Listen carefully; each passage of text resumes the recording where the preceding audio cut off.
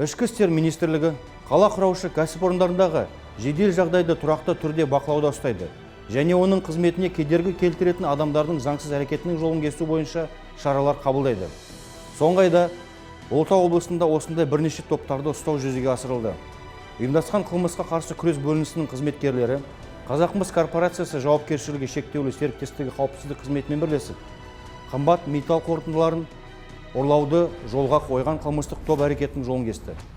Топқа аталған кәсіпорынның қызметкерлері де кірген. Күдіктілер кәсіпорыннан 6,5 миллион теңге өнімін ұрлау кезінде ұсталды. Қазіргі уақытта олардың басқа қылмыстарға қатысы бар жоғы тексерілуде. Сондай-ақ полиция 2022 жылдың наурыз айында жергілікті кәсіпкерден 20 миллион теңге бопсалаған тағы бір топ мүшелерін құрықтады. Жәбірленушіні жалдамалы пәтерге алдап алып келіп, физикалық күш қолданып, қару-жарақпен қорқыту арқылы ақша талап еткен. Сонымен қатар 2018 жылы орын алған жергілікті тұрғынды өлтіруге оқталу әрекеті анықталды.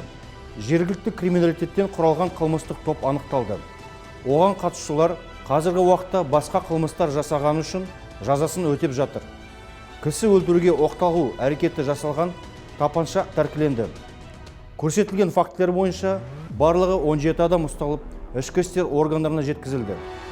20-дан астам тінту шаралары өткізілді. Нәтижесінде 5 атыс қаруы, оқ-дәрілер, пышақтар және экстремистік сипаттағы діни әдебиеттер тәркіленді. Барлық фактілер бойынша сотқа дейінгі тергеу жүргізілуде. Өңірлерде қылмыстық топтардың қызметіне жол бермеу жұмыстары жалғасуда.